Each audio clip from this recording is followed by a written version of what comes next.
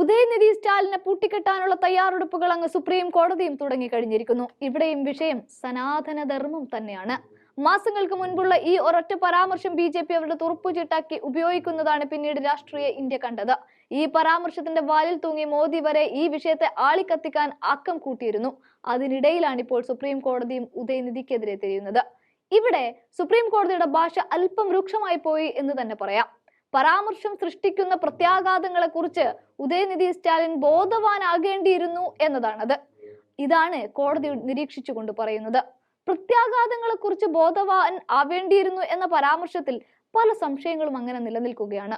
ഇതുപോലെ BJP കേസും കൂട്ടവും ഒക്കെയായി പിന്നാലെ വരും എന്നതാണോ, അതോ വിശ്വാസത്തെ അപമാനിക്കുന്ന തരത്തിൽ പറഞ്ഞത് തെറ്റായി പോയത് കൊണ്ട് സനാതന ധർമ്മത്തെ പിന്തുടർന്നവർ ഉദയനിധിക്കെതിരെ വരുമെന്നുള്ളതാണോ? ഇങ്ങനെ പലജാതി ചോദ്യങ്ങൾ ഇവിടെ പരാമർശിക്കേണ്ടി വരും. മഹാരാഷ്ട്ര, ജമ്മു കാശ്മീർ, ഉത്തർപ്രദേശ്, കർണാടക എന്നീ സംസ്ഥാനങ്ങളിൽ നിന്നും ഉദയനിധി സ്റ്റാലിനെതിരെ രജിസ്റ്റർ ചെയ്ത FIRകൾ ഒരുമിച്ച് പരിഗണിക്കണമെന്ന് ആവശ്യപ്പെട്ട് അദ്ദേഹത്തിന്റെ അഭിഭാഷകൻ മനു അഭിഷേക് സിംഗ്വി കോടതിയെ സമീപിച്ചപ്പോഴായിരുന്നു നിരീക്ഷണം.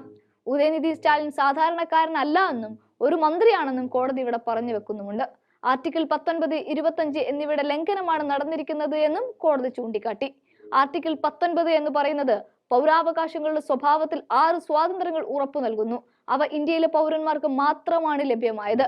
സംസാരിക്കാനുള്ള സ്വാതന്ത്ര്യം, ആവിഷ്കരിക്കാനുള്ള സ്വാതന്ത്ര്യം, ആയുധങ്ങളില്ലാതെ ഒത്തുചേരാനുള്ള സ്വാതന്ത്ര്യം, സംഘടനാ സ്വാതന്ത്ര്യം, നമ്മുടെ രാജ്യത്തുടനീളം സഞ്ചരിക്കാനുള്ള സ്വാതന്ത്ര്യം, ഇന്ത്യയുടെ ഏത് ഭാഗത്തും താമസിക്കാനും സ്ഥിരതാമസമാക്കാനുള്ള സ്വാതന്ത്ര്യം എന്നിവയാണ് ആർട്ടിക്കിൾ 19 ഉൾപ്പെടുന്നത്. ഇനി ആർട്ടിക്കിൾ 25 എല്ലാ വ്യക്തികൾക്കും മനസ്സാക്ഷിയുടെ സ്വാതന്ത്ര്യവും അവർക്ക് ഇഷ്ടമുള്ള ഏത് മതവും പ്രസംഗിക്കാനും ആചരിക്കാനും പ്രചരിപ്പിക്കാനുമുള്ള അവകാശവും ഉറപ്പു നൽകുന്നുണ്ട്. എന്നിരുന്നാലും ഈ അവകാശം പൊതുക്രമം, ധാർമ്മികത, ആരോഗ്യം, സാമൂഹിക ക്ഷേമത്തിനും പരിഷ്കരണത്തിനും വേണ്ടിയുള്ള നടപടികൾ സ്വീകരിക്കുന്നതിനുള്ള ഭരണകൂടത്തിന്റെ അധികാരത്തിനും വിധേയമാണ്. എന്തിന്റെ? ഭരണകൂടത്തിന്റെ.